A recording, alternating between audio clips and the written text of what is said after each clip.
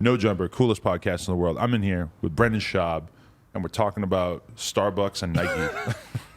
And not worrying about them jumping on board our shows. Oh, yeah. I'll put this as my introductory statement about how weird the world is like, we'll put our content up on TikTok and YouTube and Facebook and Twitter, etc. And some of them pay us and some of them don't. And it's just kind of like whatever. Like you just accept that like you're kind of giving some of your content away for free. But then if a new social media company came to you and was like, Brendan, we want you to upload all of your podcasts to our software, etc., you'd be like, okay, like you need to give me a lot of money for that. Yeah, you're right.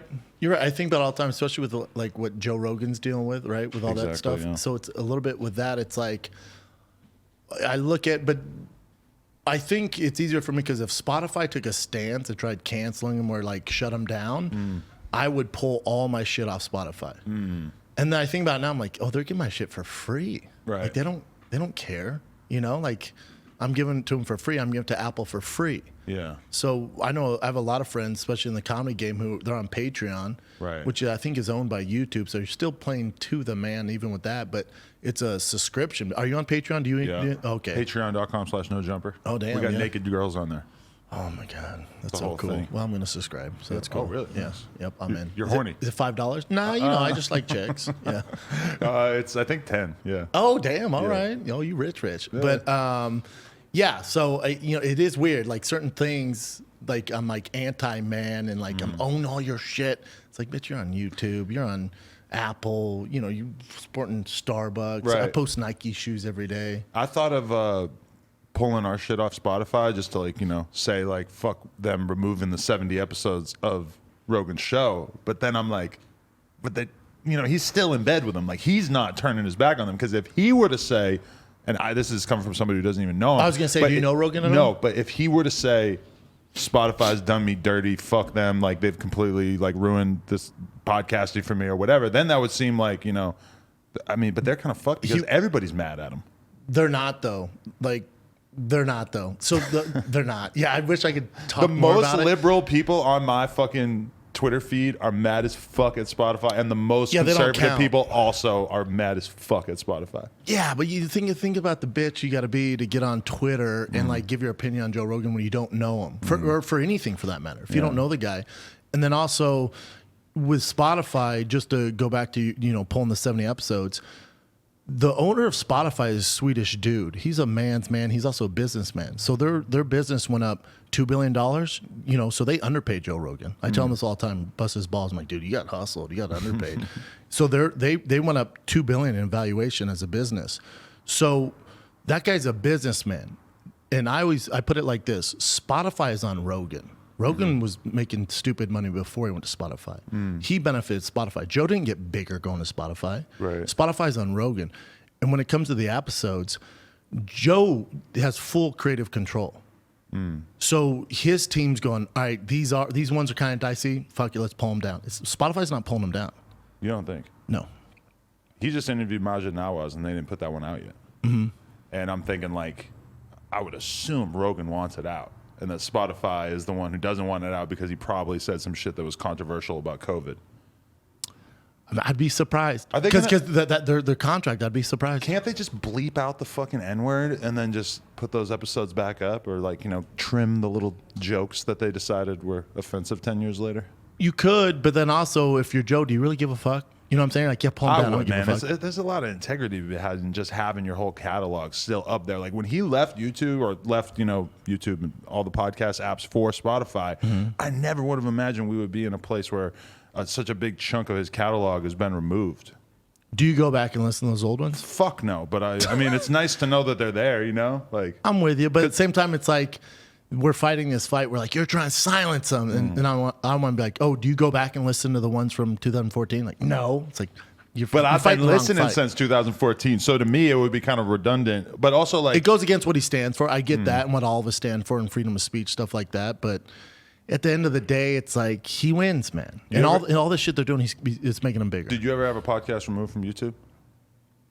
Maybe for like some content stuff, like I'll play a music video or something, like I don't own the music to, they might pull it down, but very rarely. My team's on it. There's been a few for me over the years. I'm pretty sure we had our interview with Magic Don Juan removed for like promoting sex trafficking because he's a fucking pimp. Because he walks around with a big bejeweled cup. Oh, shit. I know what you're talking about. I'm pretty sure that got removed for promoting sex trafficking. And do you guys get a lot of like where they demonetize you on YouTube? Yeah, all the time. Yeah, I mean all the time. They'll be like, "Hey, this one." I'm like, "For what?" Right. Like, "Oh, well, you cussed 2 minutes in." I'm like, "Jesus Christ!" And it turns out that if you start a podcast and you have Wiz Khalifa with a pound of weed sitting in front of him, that they will demonetize you. That's insane. Largely. That's insane. Right, because that's just like part of his body. Yeah, it's his thing, and it's also legal in most states. For God's sakes. Why is YouTube so much more hardcore about it now than they used to be when weed is clearly so much? But I mean, it is still federally illegal, so that's why they can't really like fully just let it go, I guess. I get it, but then also they have what is it, YouTube Red? Then you have Patreon, where I'm sure you could just release whatever the fuck you want on Patreon, which that helps. But then with YouTube, it's also like put a disclaimer on mine.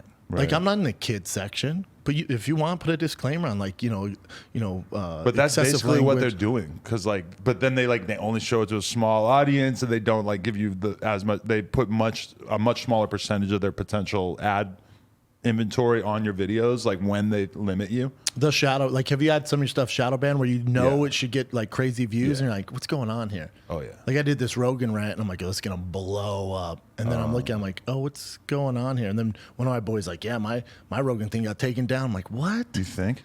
Yeah, it's not good. Yeah. So just talking about him in general, his name might be a 4-letter word right now. I think it depends in the context. You know what I'm saying? Like a lot of it during the height of COVID, I'm sure you get like talked about it to a certain degree. Certain COVID stuff will trigger their program where it will put a disclaimer on it, or get you demonetized, or get you taken down. You want to know my little Rogan story? I'd love to hear it. One of my fans was in an airport many years ago, maybe 2014, maybe 2015, something like that. They were in an airport and they were on acid.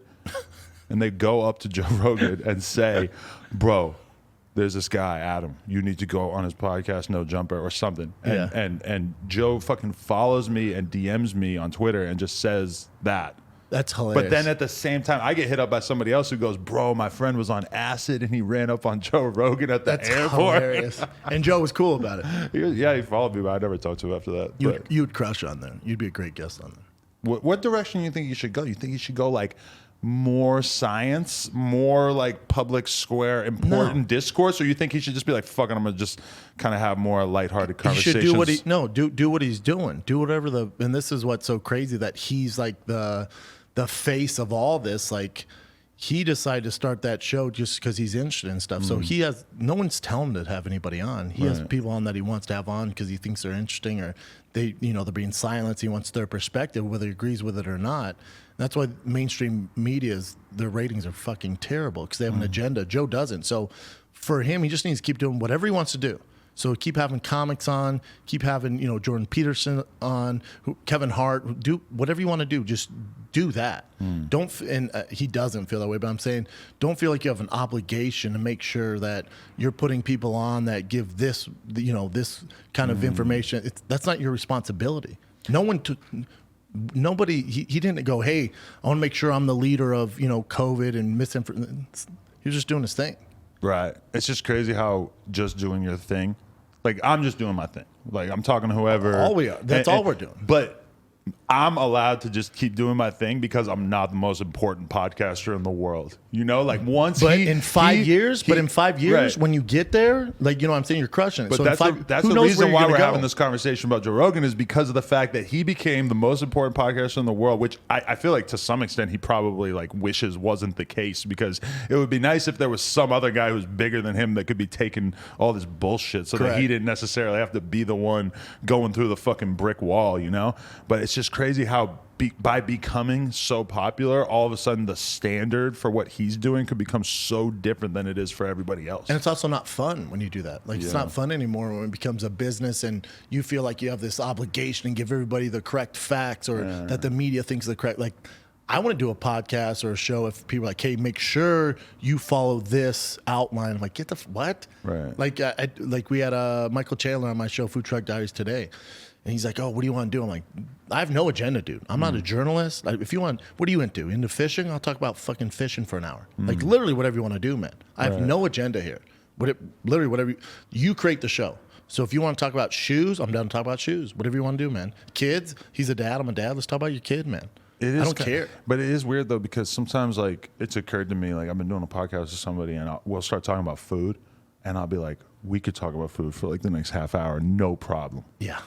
But if it's like, interesting. why would the fucking audience want to hear us talk about food necessarily? Now, if it's funny or if it like is kind of informative or entertaining, but sometimes it's like when I'm interviewing somebody, it's like I'm trying to do the math problem in my head of like, what makes this guy interesting? Like, what can I get out of this person that maybe hasn't been done before? For sure, as long as it's not like a got you moment, you know what I'm saying? Like where you're TMZ or, you know, a journalist or you're trying to break news. I don't get down with that shit. But the reason you're successful and your show's good is because you're interested in that stuff. And same way, I've been doing it so long, I can feel when I'm like, we got to get out of this, man. Like you're carrying on about fucking, you know, corn nuts for the past 30 minutes. You probably have people watching this because this is like a very hip hop platform. I'm not saying that you're not hip hop, but you know, this is a very hip hop platform. I feel like there might be people watching this who don't even like, aren't really that cognizant of your podcast career so much as like, holy fuck, that's Brendan from the UFC. And now they're probably like rekindling their interest in you through this, just because I feel like our audience might be like, have like a whole different compartment Which of is people dope. than your shit. Which is dope. Yeah, I just had to tell I've him always that wanted Joe to do Rogan this has a show. podcast the other day. Oh, hell yeah. I love you, man. You didn't know. He goes, the motherfucker from Fear Factor? That's lit. That is fucking lit. I find it so funny when I'd be doing shows with Joe, and it was when he lived here in LA, and they'd go, oh, what are you doing tonight? I'm like, I'm at the store, man. I'm doing a Rogan show. And like, Joe Rogan? The Fear Factor guy? I'm like, yeah? Yeah. You know, he's been a comedian for 35 years? Like, that's his main gig is he's a stand-up comedian, man. Like the UFC guy, The I'm like, UFC thing, the most popular podcast in the world thing.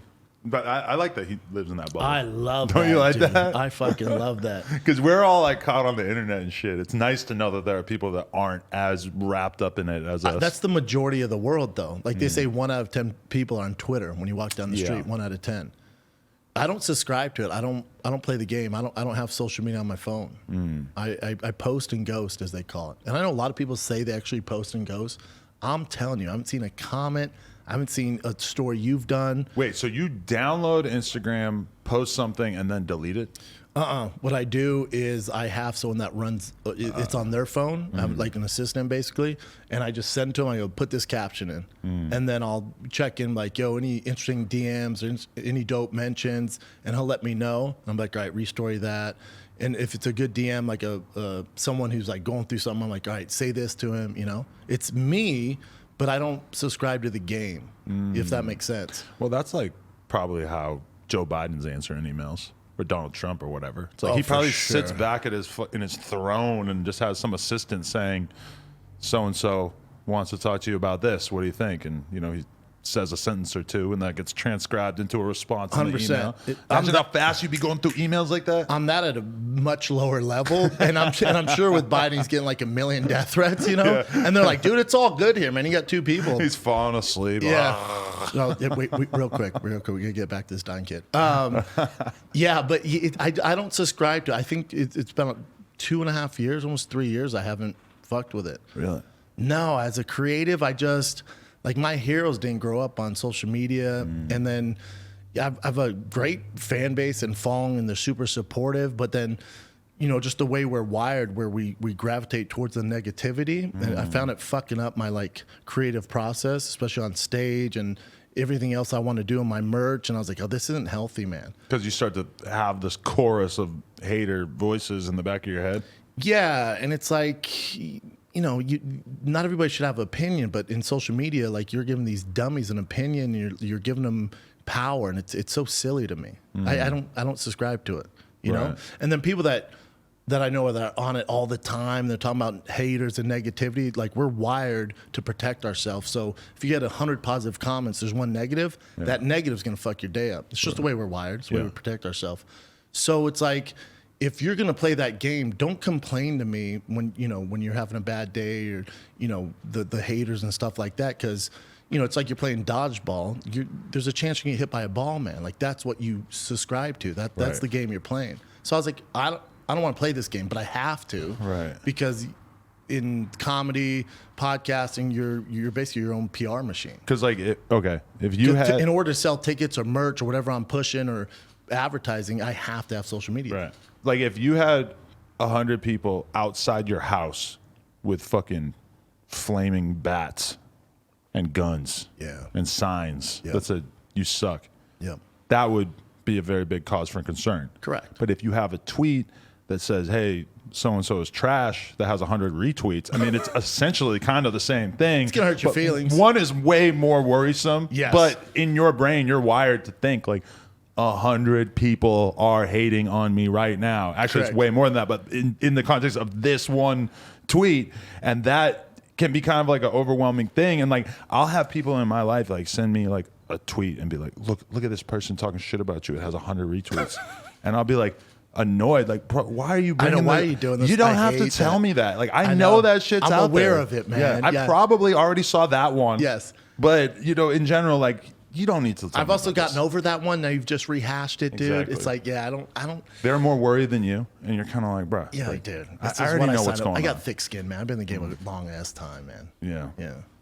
Do you feel like, well, I mean, it's interesting to me because when you were a fighter, was there like a big chunk of time in which it was all praise and glory and just like everybody just bigging you up, and then at one point that just turns into like a lot of hate, and is being a podcaster / comedian, is that kind of just like how would you compare that to the tidal that's a wave good that you were question. on as a fighter? Yeah, I think as a fighter, it's like, you're talking like in the UFC at 2012-ish, 2011, I was on the Ultimate Fighter.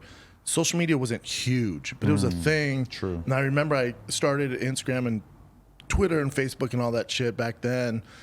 And when I ripped off, I don't know, 6 wins in a row. And then it's tough for people to talk shit about you. But you'd see stuff like, oh, you're beating cans. Or like, oh, that's weird, dude. But it wasn't as what it is now, where people give it so much power. Like now it's everything. And kids are committing suicide because it's bullshit. Like it's so toxic now. And so when you would lose, like you would see, I guess I would see like headlines as far as like other like analysts and stuff talking shit, I'm like, what's he gonna do? Loses another one, he's gonna get cut, and that'd put pressure on me. But that stuff, it's never. I've always had the thickest skin, man. I don't care about those opinions because they're not my friends. They don't know me. They're not doing shit with their lives. They're probably suffering from mental health or something like that. So they're lashing out, which I get. So when you lose a fight, I don't need you telling me that I fucked up. Trust me, I'm the most depressed and hardest critic of myself you've ever seen. So Right. that stuff never got to me. But in fighting, I think what helps you now with comedy and podcasting is the highs in fighting are the ultimate highs. There's nothing better when you knock a dude out at MGM Grand and you're getting a knockout bonus and you're not injured and you're looking at the next fight and you're ranked in the top 10. Like that's such a rush. When you lose, it's the lowest of the fuck. There's no lower point in your life. It's the worst thing in the world. So when you come from that, everything else, it's like, all right, not You as do a serious. podcast, it's like, Like, oh, that was lit, but you're not like you don't have to go to the hospital. no, yeah, it's like all right. Or if you do so many, like all right, that one wasn't great. It's like I'll get it tomorrow. If, like I have a set tonight at the Laugh Factory. It's like if I try new jokes and eat shit, I can go across the way and go to the Improv and try something else, and that's gonna work. Fighting, you lose a fight, you got 6 months off to think about that shit, man. Try and reinvent the wheel and get your shit back together. Wondering if you're really Yes. who you've been You're trying to be questioning all yourself. these years. Yeah, man. Yeah. Fuck. Yeah. That's intense. And then also, before I fought in the UFC, I had a cappuccino with the Buffalo Bills because as a kid, Right. My goal was get to the NFL. So dealing with like that heartbreak and playing Division I football and like there's a lot of heartbreak, man. So my heart's pretty calloused. Would you want your kid to go through that like professional sports attempt, process that you went through, or would you rather them, knowing what you know now, would you rather them do something more stable? I will say, because I've been around like so many high level athletes and was a high level athlete myself, unless my kid's gifted, it's like, Bubba, you're going to do something else with your life. Like this, you're not going to make it. I'll tell you that right now. But if he's gifted, let's run with it, man. Because you have no idea who you're going to meet. You know, you're going to learn highs and lows, and you're going to learn self-discipline, and those carry over into your life, you know, further than sports. So I'm down if they're athletic and they want to, you know, find a passion. It's going to keep them on the, you know, correct path. I'm down for that. Right. But I'm not like that dad who's like, you know, sign my kid up for all this shit, and I'm like coaching him up 24/7. Like if he wants to do it, like he has jiu-jitsu tonight. Sometimes like, Dad, I want to go. I'm like, cool, let's not go, man. How old? 5. I have a 5 and 2-year-old. How's the jiu-jitsu when you're 5? His is pretty lit. Really? Yeah, he'll do some things where, you know, he'll watch UFC. He's seen my fights back in the day, and just organically he'll do certain stuff where I'm like, holy shit, man, that was impressive. Wow. Yeah, he can't go with other 5-year-olds. He can only go with 10 and up. If he goes with 10-year-olds? Yep. If he goes with 10 and under, he's Fedor in that bitch. He's destroying kids. Like some little Russian kid came and spiked him on his head. I'm like, and the coach is like, dude, we have to put him with older kids. Wow. Yeah. So maybe that might be his thing. Why is that? Are you training them from an early age?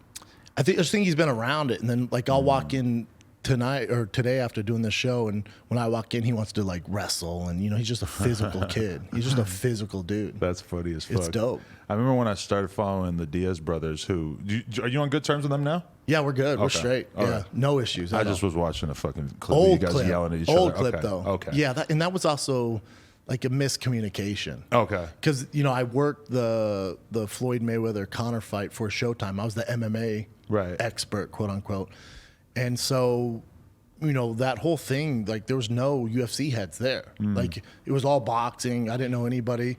And then the fight gets done, and I see Nate, and in my head, I'm like, oh, UFC alumni, thank God it's one of us. It's like seeing another comic at a party. Right. Like you can't relate to anybody. You see a comic, like, oh, thank God, dude, what's up, man? Yeah. Because we're talking about real shit. Okay. So then I saw Nate, and I was like, oh, fuck yeah, another familiar face. And I'm like, what's up, dude? But I think because he had his issues with Conor, I rode so hard for Conor, which was my job. He thought I was like super pro Conor and anti him. So there's this weird animosity, and you know that's the way he grew up, right? Like he's gonna settle his, you know, arguments with his fist, which I appreciate, and I'm down for that. But it was just like caught me off guard. I'm like, whoa, what? Right. What the fuck are you talking about? You're down for that? Like if you had a problem with one of your friends these days, you guys might just have to go scrap it out. I don't want to beat anybody up, you know what I'm saying? But doesn't it seem kind of immature at this point in your life? As a dad, as a father of two at 38, that's fucking weird. But at the same time too, like if there's road rage or something like that, and you know, you feel some type of way, or you know, to me, if there's comics talking shit about my boys and you feel some type of way, it's like I would rather you try and beat me up or do something physically instead of just talking all this shit. Like there should be some repercussions. But talking shit is like your opinion, whereas fighting is just like figuring out who's better at fighting. It depends, right? Because like if it's road rage, right, and the guy gets out of the car, and if it's like, well, that's a situation where you might be no, in danger no too. guns, dog. Like no guns. Like Sean Strickland, the UFC fighter, was in an altercation. He pulled over the guy and goes, "I'm down to settle this, dude. No knives, no guns." And the guy pulled out a gun. He's like, "Fuck," and just kept going. Like to me, that's gangster as shit. Wow. Yeah, Sean Strickland's gangster. So I'm down for that because there should be repercussions. Like you want to talk all this shit, and then I see you in person, keep that same energy. Not that I'm physically going to hurt you, but what we say on social media, you're not going to have that same energy in person because we don't talk to each other the way we talk on Twitter. Right. You're just not. We don't treat human beings like that. Right. But because you don't see the interaction on Twitter, you're able to say this awful shit and try and hurt people's feelings. And then because it's worldwide, it's global, you're going to get other people that have that same issue with you. And then they relate on that hate. Yeah. You know what I'm saying? It's these tribes. Where back in the day, like say you're in a village, there's one hater. Right. And he's just talking shit to himself. And you're like, all right, whatever, dude. Well, now that dude has access to these other villages with haters. You might have 100 villages where 100 people love you, but now you have 100 haters. That's the way I look at it. Yeah, it's weird to me too, though, because it's like I could see a fan saying the worst thing ever, and I'm never ever gonna react to that in any way. But as soon as it's somebody who I'm associated with, who I consider to be my peer, business-wise, who I've really had something to do with, etc., that's the situation I take it personally. where I might be tempted to wow out. Agree. Whatever that may be. But let me ask you this. Have you ever had somebody, one of your peers, somebody doing better than you hate on you? Ever? Doing better than me? You know what I'm saying? Like ever hate on you. I've never had a person in comedy, podcasting, ever, who's doing better than me. It's certainly the rare case. Whatever you want, like however you want to numerically, like financially not doing better, shows aren't better, comedy's not better. I've never had anybody who's more successful than me hate on me. Ever. It's always the people doing bad. You know, it's them lashing out. Right. You probably didn't see that this today if you don't have social media, but okay, you know the baby, the rapper? Yeah, I love him. So he's got a baby with this R&B girl named Danny Lay. Love her. One of my faves. And yeah, she has so pretty. She has a brother named Brandon Bills. And Okay. can you pull up the clip by any chance if you want to just bring up the No Jumper Instagram? And so he's got a baby with her. He and her have, beefed publicly, and they've like got into it like on the timeline, bummer, dude. saying horrible shit about I've each seen other. it. And so her younger brother Brandon Bills, he said, basically, you're a bitch, you're a pussy. When you see me, let's fight. Come meet up with me to the baby. Trying Does to he fight look like his sister? Basically, like his brother to a certain extent, Sure. whatever. So last night they see each other at a fucking bowling alley. Okay. And the baby swings on him, and they end up. He ends up jumping him in the middle of a fucking Like with his bowling boys? alley, Like right? with his boys, or is it just yeah, the baby? yeah, it's definitely a jumping.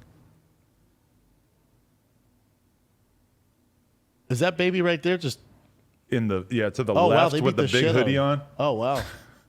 They're whooping his ass in the fucking bowling alley. My thing is the baby, your boys are whooping his ass. Yeah. Like why would you rope it with your He boys? did throw the first punch though. But then There's your another boys all angle. jump in, like settle it like Yeah. one-on-one, man. Like old school shit. Yeah.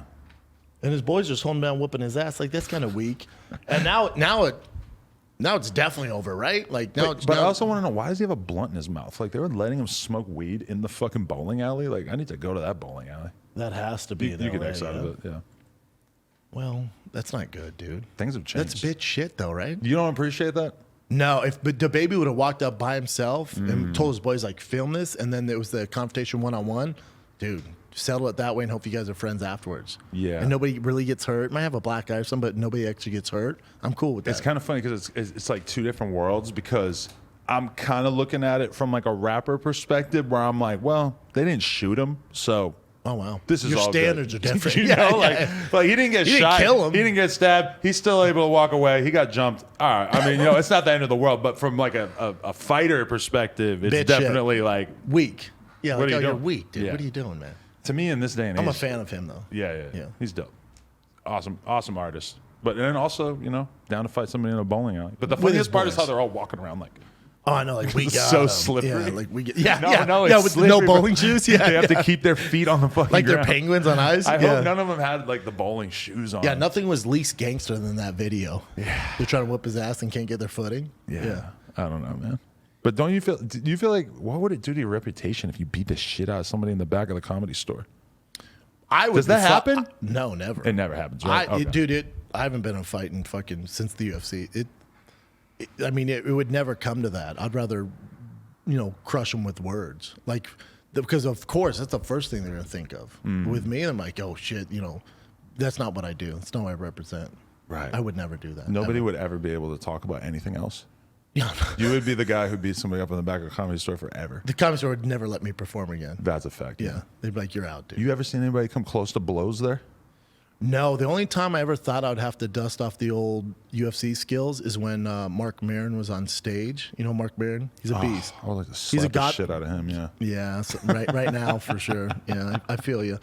I was a fan of him forever. Monster comic. I'm a fan of him too, but he's just a bitch. Yeah, Oh, with this God. COVID stuff and the Rogan yeah. stuff, it's some soy boy stuff. But great comic. I respect him he's such a great comic. He's one of the godfathers of podcasting. Great interviewer. He's a monster.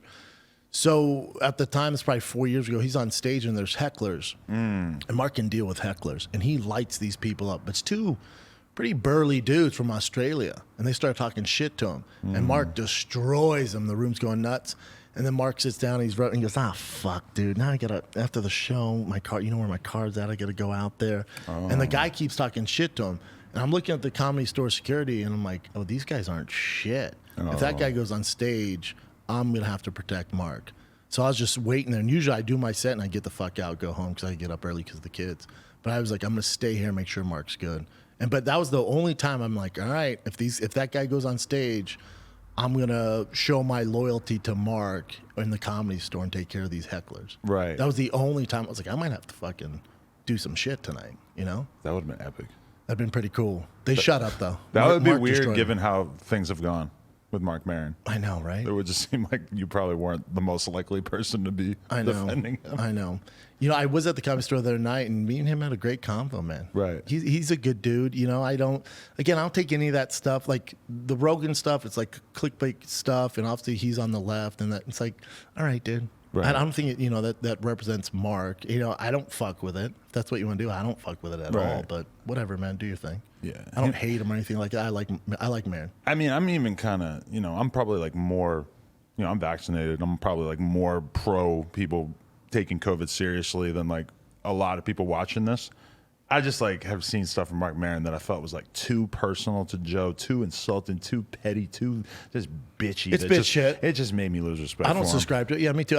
Same with Howard Stern. I grew up the biggest Howard Stern fan ever. And then now, like him sitting on his high tower and judging people and telling Rogan to do this, I'm like, bitch, you're lucky the mob didn't come from you. All the racist shit you have out there, Bro, like you're one to fucking. He had full blackface, Dropping talking N-bombs in nonstop. a weird black accent clips. It's nuts. Why are we not talking about that? And again, I don't subscribe to that where it's like, True. well, this guy said this on the right, so let's go after this guy on the left for saying this. Like, well, those are bitch moves too. Right. Like that's bitch shit, man. That's not what we want everybody to be able to talk. We don't want to cancel anybody, left or right, middle. I don't give a fuck. Right. So when you start going, well, let's cancel him because you guys are trying to do it. No, that's bitch moves, man. Just leave everybody alone. How about that? Yeah, it's just sad seeing people fall for like blatant disinformation campaign type It's shit. not good. And then they think that you're insensitive because you're the one who's not offended. The worst. Yeah, but that again, that's social media, dude. That's not real. Right. Like I'm on the ground. I'm in fucking Boise. I'm in Texas. Like they're not. Nobody. You bring up like what he did. What I don't give a what. I don't give a fuck. It's only like these loud people on social media where it's the minority, man. I remember but we give so much power to the it. first time I was ever in a true social media shitstorm, and I'm just in my fucking apartment, just like miserable, depressed for a couple days, whatever, just like thinking that like my life is over, and then I just like go to Whole Foods and like go to some restaurant or some shit, and like not one person looks at me or acknowledges that. But in your head, you're on thinking, Twitter, I am on fire right Yes. now, and it was just that's like a weird moment where you realize like, oh, this is a very different thing. Yes. And that's also like, if I post out, oh, Adam's a piece of shit, that's going to get 30 retweets. If I go, oh, Adam's the nicest guy ever, that gets 1 retweet. Right. Like that's the culture of social media. Right. I don't subscribe to it. You think that all these comedians are a bunch of fucking cowards for not defending Rogan when he's under siege? Yes. Andrew Schultz said that, and I thought it was a good point. Do you know Schulte at all? Yeah. He's the best. Yeah. I fucking love Schulte. Legend. Super legend. Crushing it. Really close friend. One of the smartest dudes in the game. One of the guys who speaks facts. Right. He doesn't care about the blowback. But I saw, because, he's kind of like hip hop adjacent, and he does the podcast for Charlamagne and everything, Yes. and I saw him defending Rogan, and then I saw multiple like rappers or black podcasters or whatever basically acting like Andrew Schultz defending Rogan was him defending white people using the N-word. No one's defending white people using the N-word in Right. any facet. I just don't think he should be canceled for it. Right. Definitely not defend him using the N-word. I don't fuck with it. And And I it's- wish he didn't do that, but it's also like, if you knew the amount of people Rogan has helped out and the greatness he's done for comedy, like, trust me, this ain't the guy you should cancel. There's some bad dudes out there. Yeah. You're fucking with, A, not only the most powerful dude in the business, B, literally, I've been in this business a while, the best dude I know in the business. Like, you're barking up the wrong tree, man. And you're not going to win this fight. If he's the face of racism, that says like such good things about how much racism has been diminished. Agree. Yeah, Schulte's the best. And when he talks about other comics not sticking up for him, I won't say names of the comics that don't, but it's like, you really? After all the shit Joe's done for you, and he spoke out when you're having your shit, you're not going to say anything? Okay. Because this will be over in 2 weeks, to Schultz's point. This will be over in 2 weeks. Right. Rogan's keep doing his thing. Good luck when you want to promote whatever you got going on. But you know why too when you look at it, and like when you think about certain people, and you're like, well, why aren't they saying something about Rogan? Why? And then you sit back and think for a second about their controversies, and you're like, aha, correct. They don't want this, and this to become which today's I topic, understand. You know? Which I understand. Yeah. And then a lot of it too, they're protecting their own bottom dollar in their own ass. But I would imagine some of the people we're thinking of has reached out to Rogan personally. Like, hey, just want you to know, man. Like, I would hope those guys have done that personally. Right. You'd hope. But during a time like that, someone saying something publicly could potentially mean a lot more than saying something privately. Just because it's bitch moves, but that's the industry when it we're comes in, to man. this fucking social justice, like cancel culture shit, it's just so easy to say something privately and not take a stand, you know? Yeah, it's a bummer. You It see breaks it your constantly. heart, man. Dude. Yeah, it's a bummer. Right. It'll break your heart. Yeah, definitely. I thought my phone was dead. I wasn't gonna be able to access my questions. I'm gonna be super sad. Oh, you wrote questions. I wrote a few things down. Yeah. Is Jake Paul right about Dana White? In regards to like Fighter fighter pay? pay. This is my take on fighter pay. So, you run a business, I run a business, right? You have your own network, I have my own network. You have, I have other businesses I'm involved in. I don't know their fucking overhead. I don't know. I know they had their biggest year ever last year. Could they pay them more? 100%. They probably could. I don't know what that number is. And then also, like, it's not like I think one of the reasons, obviously Jake Paul gets a ton of hate and all that stuff, but nobody's done more for fighter pay and like, and putting certain fighters in the spotlight and showing what somebody can do when they take their career in their own hands than Jake Paul. So I think every fighter, instead of hating on him, which you don't see a lot of fighters hating on him now, but before it was really bad. But I think now, like, since he's gone that angle, so many fighters, and Jake has said this, behind closed doors, like, dude, thank you, man. Because guys currently under contract can't speak like that because they'll be disciplined, man. Right. They will. Maybe they don't get the big fight they want, the big sponsor. Like, you'll definitely be disciplined. So I think Jake Paul's fighting the good fight. I used to be, dude, when you know how people have chips on their shoulder, I used to have a fucking stack of Pringles against Dana White. Right. It's all good now. Okay. Thank God he made some of those choices he made that, reason I left the UFC, and I'm grateful for him now. Is it really all good, or are you just kind of like accepting like whatever, it's in the past, I'm just gonna not care about it No, anymore? it's all good. You have had conversations and shit? No. Oh. No, but I think being a dad and just where I'm at now, like fucking Andy Dufresne from Shawshank Redemption, I crawled through some shit and I'm in Mexico, man. You know what I'm saying? So I look back, I'm like, oh, it's all good. Right. You know what I'm saying? Like, he did what he thought was best for his business. Now I run a business. I'm like, I do what I think's best for my business. I don't know the X's and O's of the UFC. I don't. Could they pay guys more? 100%. But if you want change, like it starts with the fighters, man. And when they were starting the fighters union, the guy who was in charge of it was the guy who started the baseball players union, which is the best union, the best deal any professional organization has. So he was behind it. And they asked me to be on the board of that. I'm like, yeah, let's do it, man. So we're having meetings every week. And then you realize that the guys who are making money in the UFC, they're not willing to die on this sword because their pockets are fat. So if you can't get the change from the guys who actually could make change, you're not going to do it with the small-time guys. Right. So then I was like, oh, I'm out, man. Like, if these guys aren't willing to sacrifice maybe a little money in their pockets to move the football down the field and improve the game, I'm out, man. Right. If they're gonna have to get their shit together, it's like wrangling cats. The top dudes need to be the ones putting the pressure on the UFC to actually improve pay, but that's never going to happen because the dudes who are the top dudes are A, not going to say anything because they're doing so well, and B, that group is constantly in flux. Like, who is the most valuable fighter to Dana White? Like, if you ask that question 3 years later, the answer is almost never going to be the same. Yep, but that's what it's going to take. And if you guys aren't willing to do that, I'm sure as fuck not going to keep fighting this fight. If you don't want to win the fight, you're not willing to get dirty in this fight. I'm not down for it, man. Right. That's on you guys. But as far as Dana, like, everyone wants to complain about fighters' pay, but we all use iPhones, right? Do you know how much they pay fucking those workers in China make your iPhone? You don't complain about that. But they're invisible to us. Correct. The fighters aren't in front of our eyes. I know. So it's like pick and choose your battles. That's their thing. Yeah. I don't know the X's and O's of the UFC. But back in the day, I used to talk like I did. I don't. Right. I don't.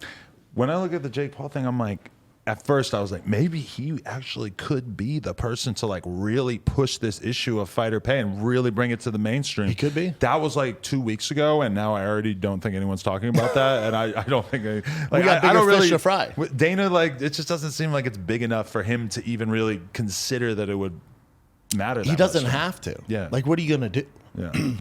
He doesn't have to do anything, you know. But I think Jake Paul is fighting the fight. You know, he's fighting the good fight, and I think fighters appreciate it. And I think whoever, whether he thought of it or his team, it's definitely a good marketing play. I would assume that, like, you know, all the fighters were getting paid like 10 grand to fight. If Dana doubled that, it would mean the world to those fighters, and it would mean absolutely nothing Correct. to the UFC. Correct. But again, I don't know their overhead. I know they had their biggest profitable year last year, you know, so I would assume they could pay him more. Yeah. But I don't know. But dude. that's what you do as a business owner is you don't pay anyone more than you have to pay. And you have to. And at some point, they're going to really start banging on your door and asking you to pay them more. And you know, at some point, you're going to have to give a bit. I've had this conversation with like big time execs at record labels where they're like, yes, we give them shitty deals because they come back and they try to fix the deal, and we end up having to amend the deal and give them a little bit more and a little bit more as they start to get more power in terms of the artist. Correct. But they, of course, they want to start from the shiestiest fucking place possible. What is this? You got white dip?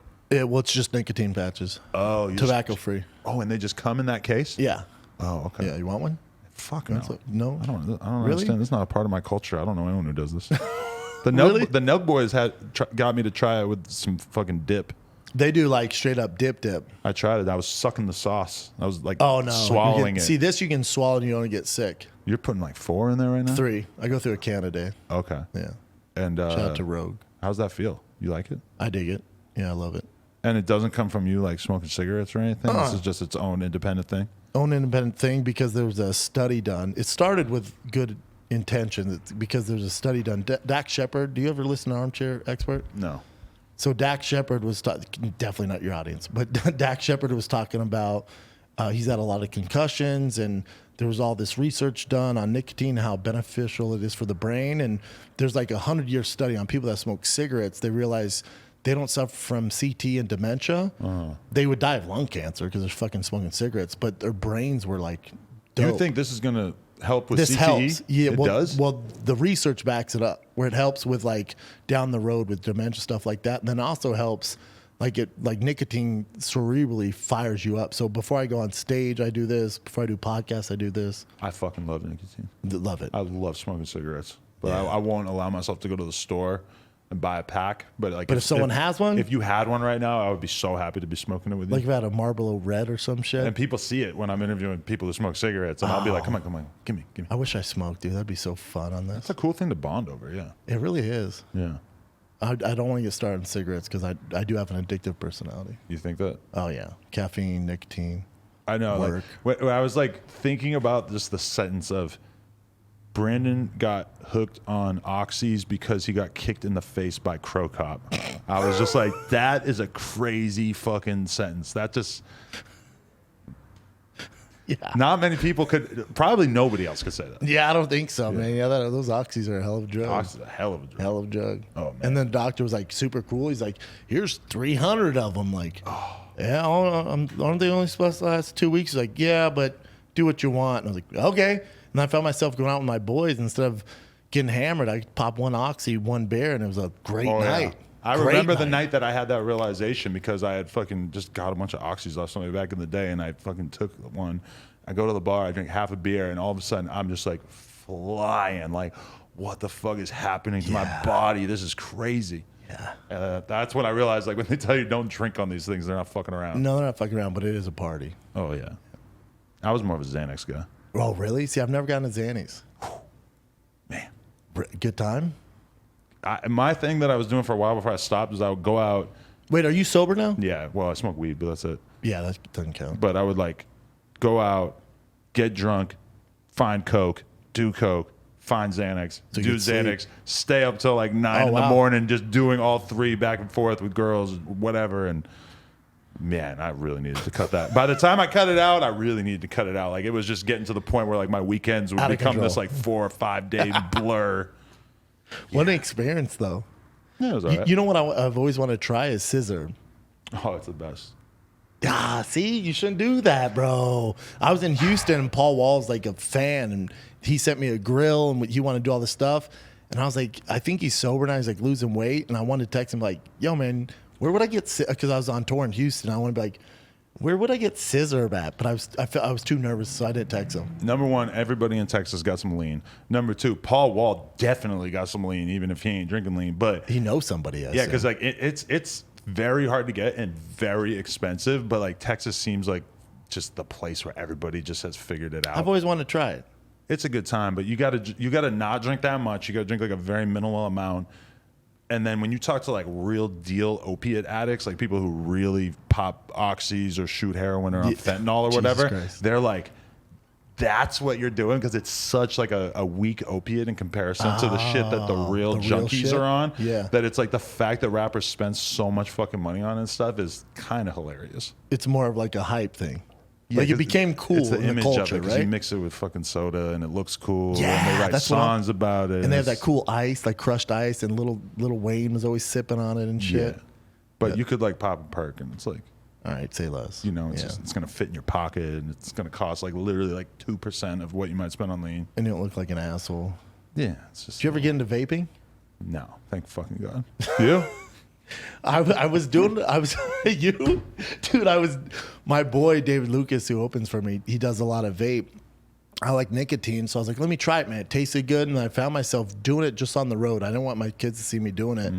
And then one night, and I don't suffer from anxiety. I was having awful anxiety. I called my doctor. He's like, have you done anything? Like, have you added anything to your diet? And I'm like, no. And he's like, you're still doing the nicotine, the dip? And I go, yeah. And he goes, and nothing else? I go, my boy, I'm using his vape, a few times a night and during the day. And he's like, dude, it's that you're overdosing on nicotine. This is where all the anxiety's coming from. Wow. So I just stopped doing it. I was like, oh, I'm out. Really? He also looked at 38. You look like a fuck boy doing it. Yeah. Like I look like a kid off Euphoria. You know what I'm saying? It's like, what are you doing, dude? You love that shit, huh? Euphoria? Yeah. Yeah. I was just watching the new episode where you were talking about it a little bit. Yeah. Yeah, I love it. Yeah. Oh, I love it. I have a new too. bit about it on stage. It's unbelievable. Yeah, makes me want to go back to high school. Did you see the new episode? No. Oh my Don't tell me. Don't tell me, dude. You're gonna know immediately. That show's so well done. You're gonna text me immediately as soon as you see the first scene because it is the most intense scene I've seen in a TV show. Like I feel bad in describing this as like one of my favorite shows I've ever seen because it's so dark. I'm such a grown man too, and it's like this is such a weird like teenage TV show, even though it is super dark. It's like Saved by the Bell X-rated. It's like Saved by the Bell, after dark. I keep thinking about it compared to Saved by the Bell because that was my shit when I was a kid. Shit. Yes. And that, I was saying, like on Fighting the Kid, I was saying to the team there, I'm like this isn't good. Like as much as adults we enjoy it and we've been through high school.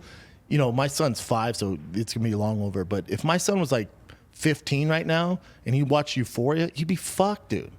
Like he thinks like these kids are doing all these drugs and having fun and doing all this shit. Like this isn't good. Like I came up on Saved by the Bell. Like I think but remember fucking Jessica Spano was hooked on caffeine pills. Yeah.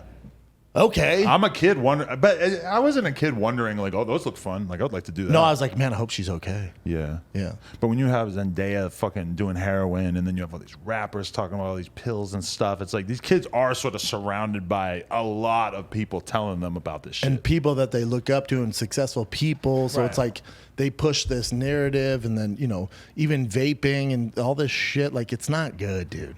But it's weird because it is painting a fairly full picture of the drug experience. Like this scene that I'm talking to you about is, once you see it, it's the realest portrayal of like getting off drugs I've probably ever seen on TV. And that's not being left out of the story. But I mean, do you relate to it because you're a former, is it fair to call you, I don't want to call you something you're not, addict? I don't necessarily consider myself a former addict, but like I've known so many people that I've seen go through the like hell of trying to get off pills and stuff that I guess I look at it more like what I've seen from other people. But there's a lot of Nazis out there who like American History X was their favorite movie. You Fair know, point. they don't like pay attention to the end of the movie where like Yeah. they figure out like, oh, hate is bad. They It's stop like, watching it halfway through. They're like, oh, they wear wife beaters and they have like cool tattoos. Yeah, like and this they is pretty curb bad. stomp people. They Yeah, this curb is stomp awesome. people. They don't Yeah. like necessarily have to think about like I don't think that like Kurt Cobain dying from doing heroin necessarily stopped a lot of his fans from probably doing heroin, right? Now everybody wants to be like him. Yeah. Yeah. Diet 27. Yeah, I don't like because I don't come from that drug culture and I don't know addicts. I've never been through that shit. So I watch, I'm like, this is so ridiculous. So that's why the fucking Oxy thing really took you by surprise because you actually had no idea that this was gonna be None. Yeah. None. I basically got a Croatian nose job for free. Then I have to get my nose fixed, and then I'm popping these pills. Right. And my buddy's like, dude, what are you doing? Like, this is 6 months have gone by. You're still fucking popping Oxy? I'm like, dude, it's so fun. And they took the pills, man. You know?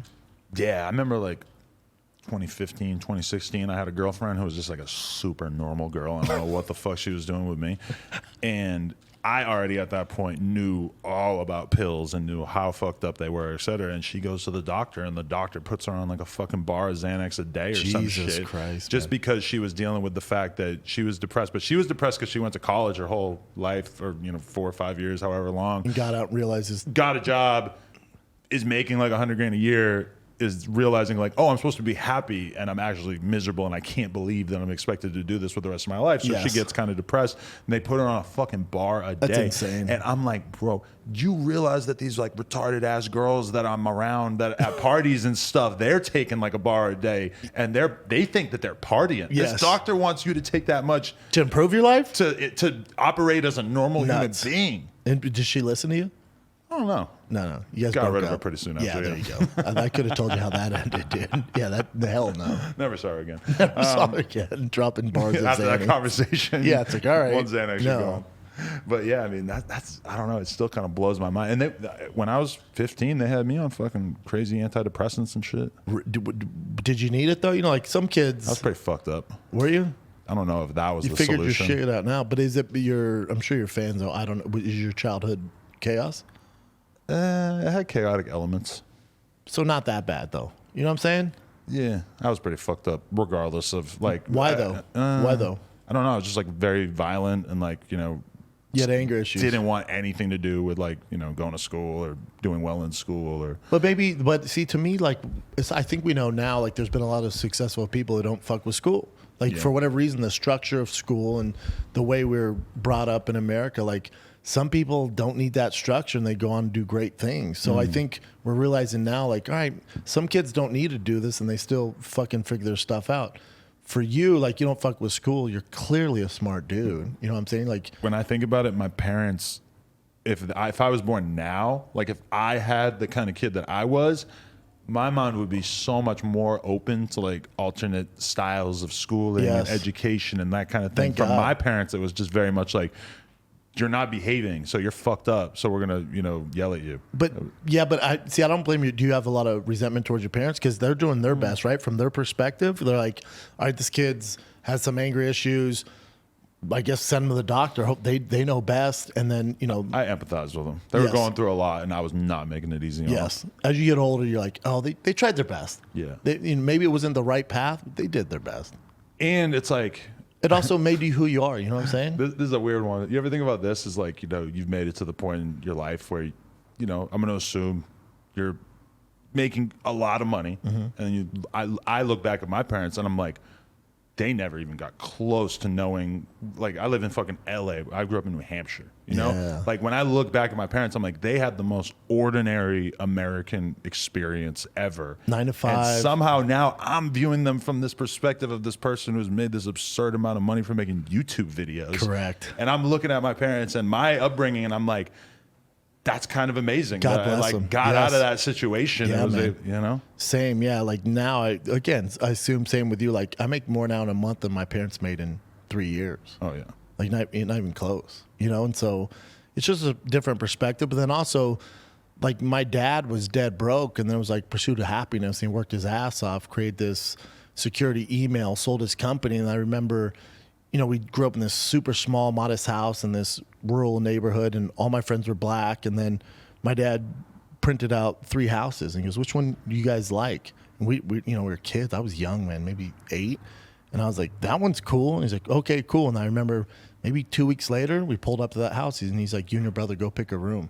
And then it went from being around all black people to all like real strict white people. Really? So it was like such a difference. Wow. And I just remember like, what the fuck is happening? Like I didn't understand as a kid. Yeah. I remember my dad getting a call when they bought his company, and it was at the time, this is fucking late 80s, early 90s. So there was a wire on the phone. I remember him jumping up and down and twirling, him getting caught in the phone. I just remember like, why the fuck is he so excited? And then 2 weeks later, we moved in this fucking new house. I was like, holy shit, man. Right. But I remember like my dad leaving early in the morning with his briefcase and telling us like how important discipline is. And at the time, like, all right, whatever, dude. I'm just trying to get some fucking Legos. Yeah. But then it worked. It worked, man. Yeah. Yeah, it was crazy. Yeah. Being a kid and comprehending class and race is kind of baffling because you just have no frame of reference for it. You don't have kids, right? I have a 1-year-old. 1 year lives with you? Yeah.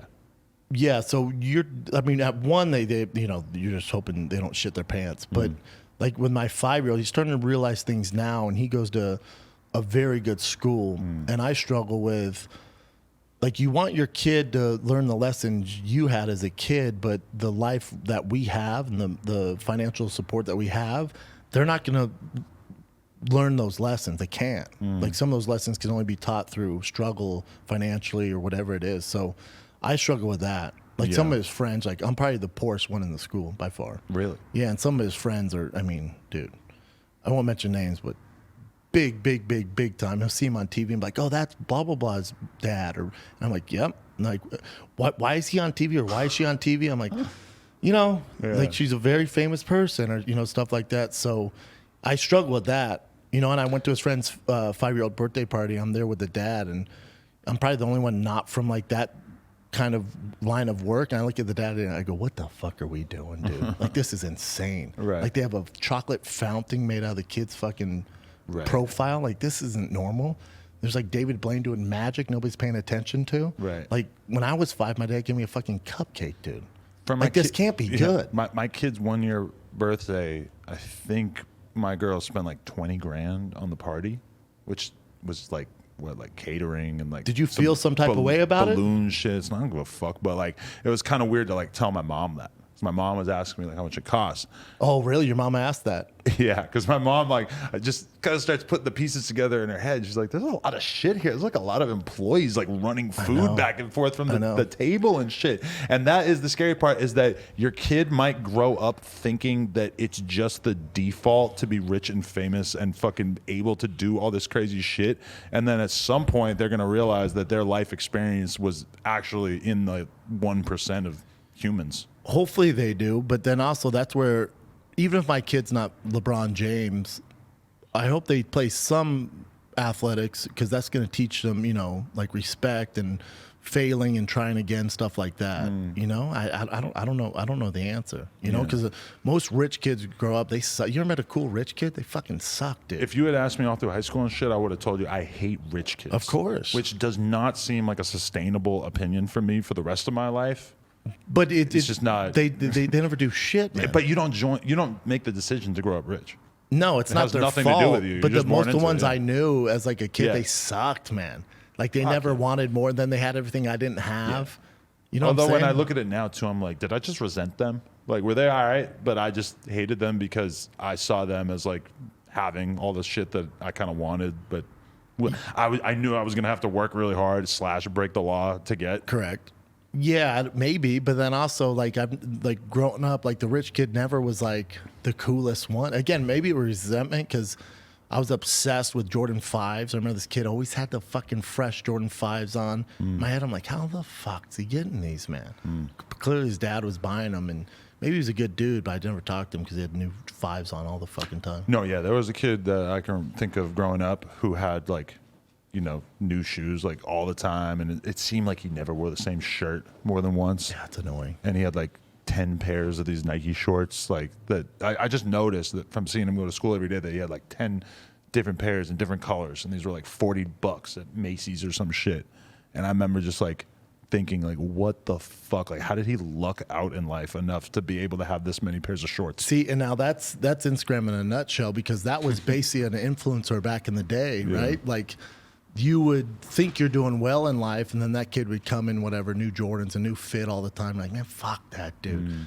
Now on Instagram, you post a new car you get, or some dope watch, or maybe your show gets bought out by, who knows, Spotify for 100 million. And now, the same type of vibes you had towards that kid, because he has what you don't have.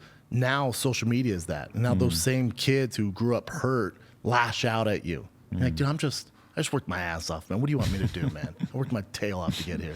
Yeah, put in a little bit of work. Yeah. So what's your perspective on this whole operation that you're building right now? And you said your offices are in Calabasas. Calabasas, yeah, Think Boy Studios. Yeah, and you have 3 weekly podcasts. So I have the Schaub show, which formerly known as Below the Belt, on Showtime. Right. And I ended my contract December 31st of last year, but I owned all the shows. Okay. So my deal, I licensed to them, and then when the deal ended, it would come with me. They always knew that. Okay. So, I was just banking on myself. I just figured out I wanted to hire my own team, do things my way. I hated, like, doing a show, and then we'd send it to New York. Showtime would look it over, make edits, changes. It didn't look the way I want to look. So I just hired my own staff and told them I was leaving. They were great about it. I'm still friends with everybody there. So then, then I would do the Food Truck Diaries, which I brought over now. I do full time. So, yeah, so really, you got Food Truck Diaries. You got the Fight Night Rewind show, where I sit down with the fighter and we watch the 3 most influential fights, and we talk about what's going on with the fights. Right. So you have Shop Show, Rewind, Food Truck. Then I do the Calabasas Fight Companion, where we watch the major UFC pay-per-views. Right. And it's Chris D'Elia, Brian Callen, and then usually a special guest, like we had Rob Dyrdek or Rampage, or we have Matt Mitrione this weekend. We do that at least once a month. And that Fighter and Kid I do twice a week with Brian Callen, Chappelle Lacey. Right. And then we do King of the Sting, which is with Theo and Chris D'Elia as well, Theo Vaughn. That's a lot of fucking content. It is, but I was talking to your team, because I always think oh, you want my car keys? Oh, it's in the fanny pack. Brendan parked in the middle of the alley. I mean, your boy was like, I was like, really? He's like, you're good. I have no idea what happened. Take a photo of the park job so I can judge it. Yeah, please do. It's pretty legit. We'll edit it into the podcast. Yeah, it's just a nightmare, just blocking everybody. No, but I thought I was doing, and I'm always like, God, I work too much. And then remember, so I do that Monday through Thursday, and usually twice a month I'm on the road touring, doing comedy. So, and I'm doing sets at night. But you do more content than me, dog. I try like to your put team out, was telling me, I'm like, what the fuck? I mean, we have a bunch of weekly podcasts. I'm only on one of them, but then I try to crank out like 4 or 5 interviews a week. But sometimes I'll do 10 in a week, just to be like, all right, then I don't have to do shit next week. Yeah, you backlog them. I love it when I can do it, but I mean, it's tough. Depending who's it. Like today, before I came here, I did 2 food trucks just because it's Super Bowl week. So some of the fighters in town, they hit me up like, coming through, man. I'm like, let's do it. And so those would come out in March and April. So yeah, so I don't have to do it for 2 months, which I enjoy. yeah. But I also have the other podcast where we interview girls and then we fuck them. Me and my girl do that. Wow. Yeah, you win, man. Onlyplugtalk.com. Brendan Schaub fans. Yeah, you win, man. You win. I don't have that show. You should try it. My demo's all dudes. Steal our model. My demo's all dudes. 18 to 36 bros. That's why this works for me as well. Is my demo's all dudes who want to see me and my girl pipe porn stars. Wow. Yeah, you're crushing. I know. I just interview men who can probably beat me up, and we eat food, man. You never thought about doing porn? Nah, man, life's too good. Yeah, I'll tell you. The people ask me that, like, "Oh, you wouldn't be interested in doing like a Triller fight, or like?" I'm like, "Oh, no. Listen, if you see me fighting fucking Mario Lopez or Nick Lachey or some shit, God. Life isn't well. I'm not selling tickets on the road. My podcasts have bombed. Like successful people, the people who are doing well aren't doing that shit. Like you don't want to see. If I'm fighting Lamar Odom, I probably got back on OxyContin. You know what I'm saying? Like it's not good. Yeah, that's not a great sign. No, for sure. dude. Like if you get a news here, like what the fuck, Shop's fighting Lamar Odom in Atlantic City next week? Man, you should reach out. Like, hey man, you all right? Like it's not a good sign, dude. Okay. That means everything I've done has failed. But this is one question I had about doing comedy though. Is when you go on the road doing comedy, how does that feel in terms of your reach in comparison to the podcast? Because like you might do a podcast and get like, I don't know, like 500,000 or some shit on YouTube, probably with all the podcast apps. I'm sure it's like 1 million plus. Versus, you know, you go do comedy and you're in front of however many, like how many people would you play for on average? You're probably between 14 to 1,600 a week, depending on the market, and then some markets 2,000 to 3,000. So what keeps in you a weekend? What keeps you motivated? Because I always am interested in that because I never did comedy, and it just seems like it's smaller than doing YouTube content. Like, yes and no, because comedy, you know, when you're on the road, it's a home game, right? Like you're playing to your audience. So that's why I like to do so many sets in town because, you know, if I go up tonight at the Laugh Factory, yeah, my name might be on the marquee, but it's along with 10 other people. So that's an away game for me. So I can see how the material's working for everybody. On the road, it's like there's only one way to get good at stand-up, and that's by doing tons and tons of hours, just like anything. Like you're a black belt in podcasting, dude. You're doing 10,000 hours. You're a master at it, right? I can't deny it. Yeah, no, I wouldn't be here if you weren't. You know what I'm saying? You don't want to do a fuckboys podcast where I have to it's my show. There's nothing worse.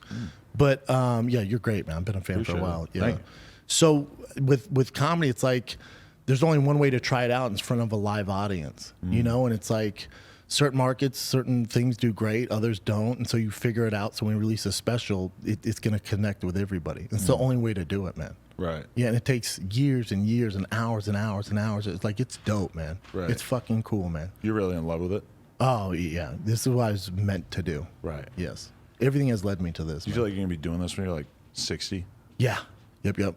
But I want to get to a certain level, like the Joe Rogans of the world or Dave Chappelle's, where I can do one show, like a giant theater arena, and then fly back home private that night. Right. So I'm not on the road Thursday through Sunday. Oh, that's how Rogan does it? Yeah. That Gangster makes sense. shit. But they're so, like, he's playing, like, his show in Fort Wayne, Texas sold out in like 2 minutes. It's like 17,000 people. So he'll play that one show and then go back home that night. And like the amount of money he's making off that one show, obviously trumps anything I've ever done, but it's financially makes sense to leave for that one night and you're back, you're sleeping in your bed, dude. And the private jet doesn't even scratch the amount of money you could probably make off that. No, so, and the venues are paying for that most of that stuff anyways. If you're that big of a mover. What an existence. It's dope. That's crazy. It's dope. And also like how many, cause do you have any things you do where you meet the fans like face to face, like direct? Sometimes. Especially like we had a store on Melrose. What was the store called? On some shit, but we shut it down 2 years ago. And then like during that like many year period that I was there, it was like I was meeting my fans constantly because I was just always there. And then for the last 2 years, I've been pretty much in here, and I meet people here and there, like just out in public at fucking 7-Eleven and shit, but so much less. And I remember like after the pandemic hit, it was maybe like 6 or 8 months later, like I took our BMX team to San Francisco and we just go to a skate park and I walk into the skate park and fucking kids are running up to me to take photos and stuff. Dope. And I legitimately had completely forgotten that was going to happen. And it felt like brand new again. And it felt so weird because I had gotten so jaded to it for so long. Yeah, I don't know your relationship with your fans. I assume it's similar, but I love very abusive. Very abusive. They're mean. Usually I'll just sock them in the face if they ask me for a photo. Yeah. No, it's dope to see like you're doing something right. Like when you get that one-on-one engagement with a fan, to me it's dope. It means I'm doing something right. Yeah. Like I do those tough mutters. We call it the thick mutter. I watched one. Yeah, they're watched dope. One of your videos. Yeah, and like all these like 400 people signed up to do it with me. I figured 20 people would sign up. It's tough, man. It's $15K. Right. So it's right under 10 miles, and it's fucking tough. How much does it cost to do that? $129. $129, and you have to torture yourself for what, like 5 hours or so on average? I mean, if you're Chappelle or my brother, 5 hours. It took me like 2 and change. Oh, okay. But then, it was straight up dads there running with me and stuff like that. Like, that's my favorite thing. Wow. I love it. I was watching that and just thinking, like, would I ever do something like this? This just seems like way too much exercising.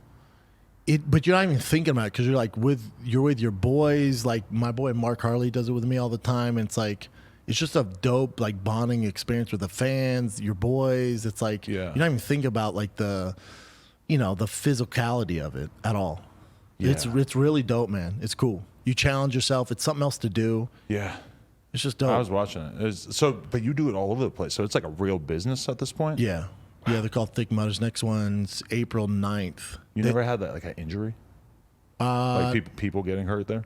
No. Some of it looks a little risky, but I mean, I'm sure when they sign the waivers, you know what I'm saying? Like, Right. but yeah, the electric shock is a bit of a beast. what? They have electricity and you're all wet. Like, it fucks you up. Really? I It's my didn't see least that favorite part. Like, I was it watching fucking people hurts. jump into like blue water off of It's a this freezing thing. water, yeah. Like ice cold water. That's why it's blue. Is there like antifreeze in it? I don't know what the fuck. It's the coldest water you've ever fucking felt. Right. Yeah, it's nuts. But I love doing that, man. So it's stuff like that. And then I Yeah. do meet and greets on tour. So, you know, it's just, I don't know, man. I love that shit. So, but in terms of like your whole podcast and business and everything, like now that you don't have the Showtime deal or whatever, does it still make sense? Like, are you still doing great in terms of all that stuff being independent, or does Making more money. it's Financially, more now? yeah, it's more. So the Showtime thing wasn't really that, because It people was try to at the paint this time. narrative that like this is this catastrophic thing for your career or whatever. Oh, they're so silly. No, I turned down a 5-year deal with Showtime because I was like, oh, I'm going to invest in myself, hire my own staff, and just do it all myself. Because I went through the numbers.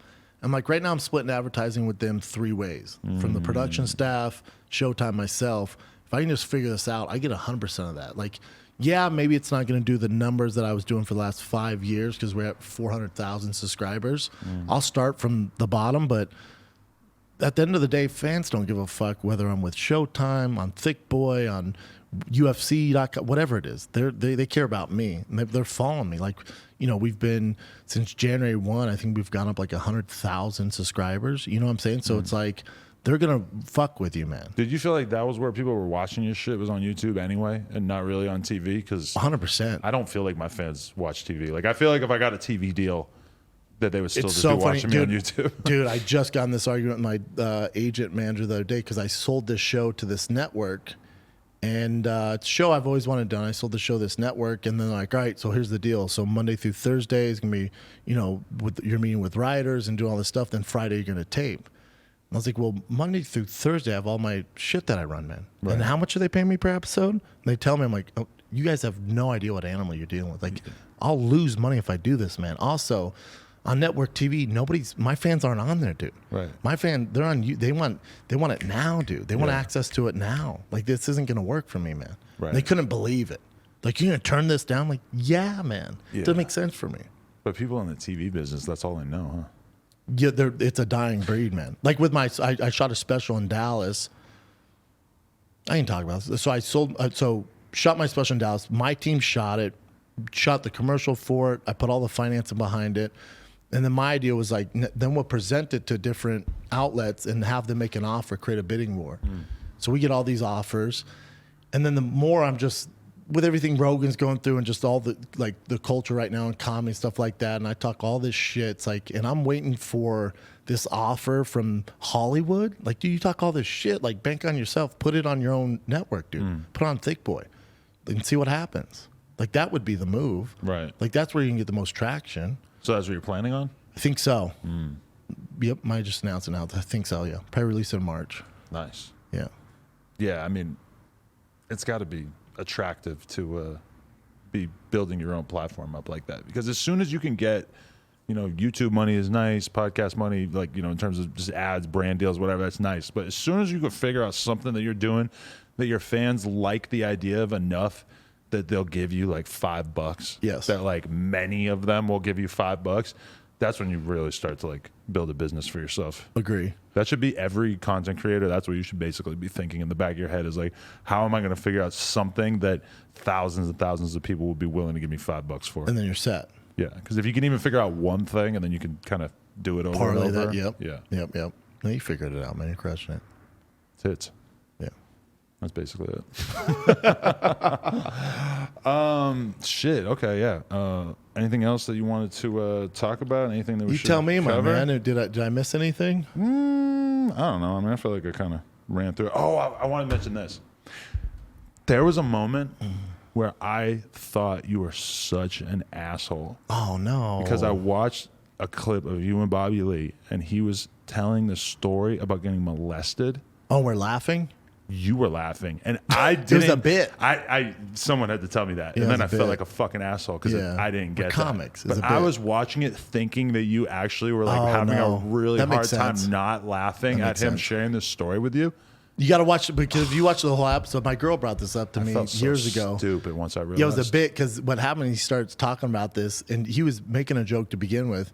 And because me and Brian Callen kept laughing, he'd restart the story, and every time I restart, it'd get worse, worse, and worse because he's trying to make us laugh. Yeah.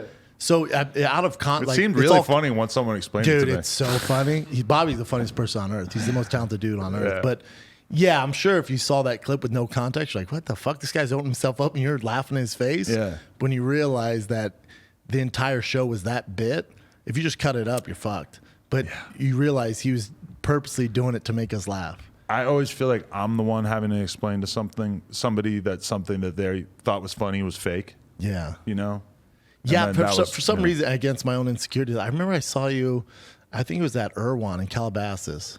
You were like, he's sitting down eating. I saw him like, oh, fuck, there's that. And I'm like, I should probably, because I like when people go up to me, especially if they're in the same space, like, you know, podcast, whatever, and they're successful. Like, oh, what's up, man? I fuck with you. Like, oh, what's up, dude? Like, because we share a common thing. But I'm going to be honest with you, I have no idea if I've ever been to Erewhon in Calabasas. I'm telling you it was you, dog. Maybe. I'm telling you it was you. It's possible. I feel like I went to Calabasas like 2 times in my whole life, and one time was like 4 a.m. to hang out with Lil Pump. Maybe you were at No, Erewhon. and then I went to Travis Barker's fucking... Travis, my guy. His 15-year-old kid's birthday. Travis Barker was like, yo, come to this party. Alabama? I show up. It's his son. The son. And then I realized, like, oh, shit, he just, like, invited me to his kid's He's the best. party. You know Travis well? Yeah. Like the best guy on earth. Yeah, he's fucking salt of the earth. He's in that Kardashian world now. He is. But he's still a real one, you know? I just saw him the other day. He's a real one. No, yeah. He's the best. It's just But kind I of remember- hilarious picturing him doing these things and, like, doing all this celebrity shit. Because, like, It's not him. every time I've ever been around him, it felt like the most normal dude Nor does ever, he give a fuck. Yeah, he's the most normal dude ever. I think that's why it works. Like, he can deal with that, doesn't give a fuck. Like, he's not doing it for the clout or anything. Like, they've been friends for years. I love both of them. But I think, when I saw you, I was like, oh, I should probably say something. And then I was like, oh, I don't think he likes me. And I don't know what the fuck. I have no idea where that thought came from. I'm like, fuck it. I got my car. Then I was driving all through the night. I'm like, I should have fucking said something. I'm a fan. Why wouldn't I say something? That's crazy. I know. Wow. I've probably done that to so many people too. Or like somebody will hit me up and I'll be like, oh my God, like I followed this guy in 2016 and he never followed me back. And so I thought that he probably didn't like me. And then he just hits me up randomly and I'm like, oh, that was all in my head. Yeah. Like they're not thinking about you, dude. We're such pathetic, insecure fucks. Correct. And the fans have no idea. They have no idea. They might know. Yeah. It's just what we signed up for, man. And that's why we're at where we're at. So you're on no cannabis? No, I don't fuck with any of that stuff. No. I mean, nicotine, I'm a big whiskey guy. I'm my own whiskey. I'm a huge whiskey guy. Bourbon. Outside that, alcohol, nicotine, that's it, dude. Tons of caffeine. If you have me on your podcast, I'm going to bring the lean. Oh, say less. Boom. See?